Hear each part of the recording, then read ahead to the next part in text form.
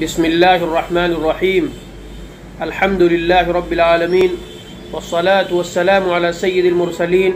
وعلی آلہ وصحبہ وذریاتہ واہل بیتہ اجمعین اما بعد۔ قربانی کے مسئلے کو لے کر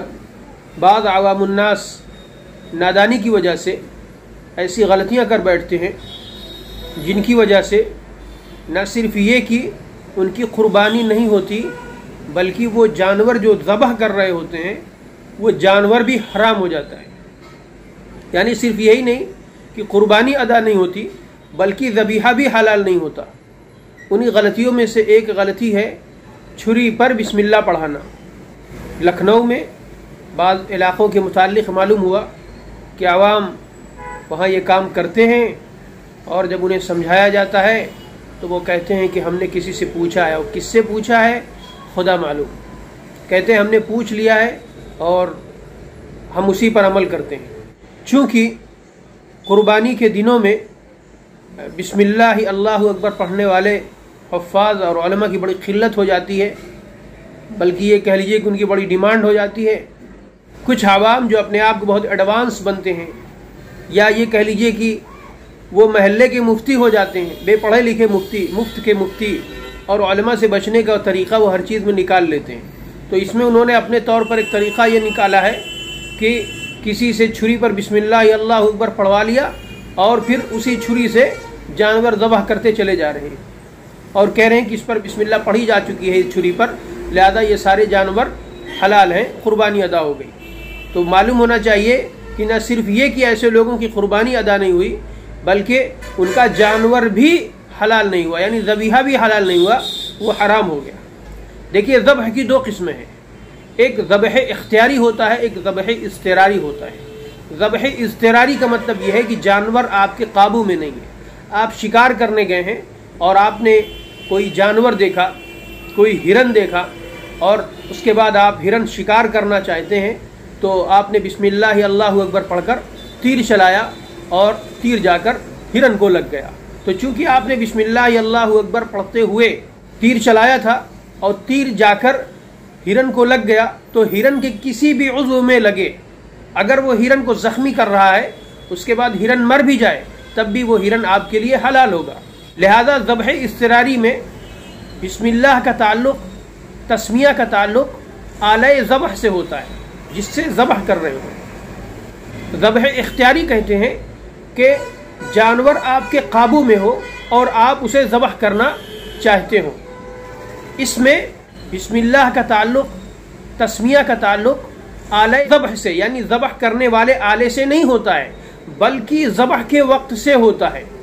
اب جس وقت جانور کو لٹا دیا گیا ذبح کرنے کے لیے، اس کے ہاتھ پیر باندھ دیے گئے، تو جس وقت ذبح کیا جائے گا اس وقت بسم اللہ اللہ اکبر پڑھا جائے گا۔ حتیٰ کہ اگر دو لوگ ذبح کرنے لگے تو دونوں لوگوں کا بسم اللہ اللہ اکبر پڑھنا ضروری ہے، جیسا کہ قربانی کے دنوں میں ہوتا ہے کہ حافظ جی نے جیسے ہی چھری چلانی شروع کی، قصائی نے بھی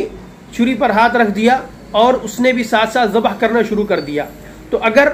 دو لوگ ذبح کرنے لگیں یا تین لوگ ذبح کرنے لگے ایک ساتھ تو سب کا بسم اللہ اللہ اکبر پڑھنا ضروری ہے۔ اگر ان میں سے کوئی بھی یاد رہتے ہوئے جان بوجھ کر بسم اللہ چھوڑ دے گا تو وہ جانور حرام ہو جائے گا۔ ایک مسئلہ تو یہ ہوا کہ ذبح کرتے وقت بسم اللہ اللہ اکبر پڑھنا ہے اور جتنے لوگ ذبح کر رہے ہیں سب کا پڑھنا ہے۔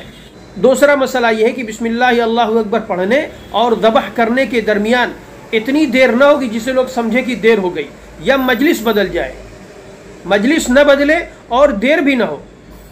یعنی جس مجلس میں آپ بسم اللہ اللہ اکبر پڑھ رہے ہو، جس جگہ کھڑے ہو کر بسم اللہ اللہ اکبر پڑھ رہے ہو، اسی جگہ آپ جانور ذبح کریں اور بسم اللہ اللہ اکبر پڑھنے کے بعد ذبح کرنے میں دیر بھی نہ ہو۔ اسی وجہ سے ہمارے فقہا نے لکھا ہے کہ اگر تلے اوپر کئی جانور رکھ دیے جائیں، کئی بکریاں کئی بکرے رکھ دیے جائیں اور سب کو ایک ساتھ ذبح کیا جائے، تو چونکہ بسم اللہ اللہ اکبر پڑھنے میں اور ذبح کرنے میں دیر نہیں ہوئی لہذا سب کا ذبح کرنا جائز ہوگا۔ لیکن اگر آپ نے بسم اللہ اللہ اکبر پڑھا اور ایک جانور ذبح کیا، اس کے بعد پھر آپ دوسرے جانور کو ذبح کرنے گئے اور اس کو بغیر بسم اللہ اللہ اکبر پڑھے ہوئے، یعنی یاد رہتے ہوئے جان بوجھ کر نہیں پڑھا بسم اللہ اللہ اکبر، تو اب وہ جانور حلال نہیں ہوگا، حرام ہو جائے گا۔ تیسرا مسئلہ جو بالکل عمومی ہے وہ یہ ہے کہ ذبح کرنے والا خود بسم اللہ پڑھے، یہ نہیں کہ ذبح کوئی کر رہا ہے اور بسم اللہ کوئی پڑھ رہا ہے، اس سے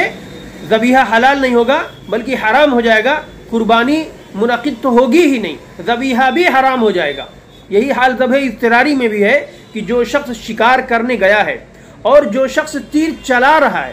جو شخص سدائے ہوئے کتے کو چھوڑ رہا ہے وہ بسم اللہ پڑھے گا، یہ نہیں کہ تیر کوئی چلا رہا ہے بسم اللہ کوئی پڑھ رہا ہے، تو وہاں بھی جانور حرام ہو جائے گا۔ اور یہاں بھی اگر ذبح کرنے والا کوئی اور ہے، بسم اللہ پڑھنے والا کوئی اور ہے، تو جانور حرام ہو جائے گا۔ اب جو لوگ قربانی میں چھری پڑواتے ہیں وہ پہلی غلطی تو یہ کرتے ہیں کہ ذبح اختیاری میں، یعنی جب جانور پر قابو ہو تو ذبح کرتے وقت بسم اللہ پڑھی جاتی ہے، وہ چھری پر بسم اللہ پڑھوا رہے ہیں، پہلی غلطی تو یہ کر رہے ہیں۔ دوسری غلطی یہ ہے کہ بسم اللہ کون پڑھ رہا ہے اور ذبح کون کر رہا ہے، دوسری غلطی یہ ہے۔ تیسری غلطی یہ ہے کہ بسم اللہ کب پڑھی گئی اور جانور اب ذبح کیا جا رہا ہے۔ تو ان تینوں واضح غلطیوں کے پائے جانے کی وجہ سے نہ صرف یہ کہ قربانی ادا نہیں ہوتی بلکہ وہ ذبیحہ بھی حلال نہیں ہوتا ہے، حرام ہو جاتا ہے، اس کا کھانا ناجائز ہوتا ہے۔ یہ تین غلطیاں ایسی ہیں کہ اگر ان میں سے کوئی ایک غلطی بھی ہوتی تو وہ ذبیحہ حرام ہو جاتا، حلال نہیں ہوتا، چہ جائے کہ تین غلطیاں بیک وقت جمع ہیں۔ لہذا قربانی کرانے والے مسائل کو خوب سمجھ لیں، علماء سے پوچھ لیں، تب جا کر عمل کریں، ورنہ آپ قربانی بھی کرا رہے ہیں اور قربانی بھی ادا نہیں ہو رہی ہے اور جانور بھی حلال نہیں ہو رہا ہے، اور قربانی کے دنوں میں چہ جائے کہ آپ کو قربانی کا ثواب ملتا، آپ کے پیٹ میں حرام گوشت جا رہا ہے، اور صرف آپ ہی کے پیٹ میں نہیں جا رہا ہے چونکہ وہ قربانی کا گوشت ہے، اس وجہ سے آپ اسے بانٹیں گے، پورے محلے کو حرام کھلا رہے ہیں۔ اس وجہ سے مسائل کو خوب سمجھ لینا چاہیے، پھر عمل کرنا چاہیے۔ اللہ تبارک و تعالی ہم لوگوں کو عمل کرنے کی توفیق نصیب فرمائے۔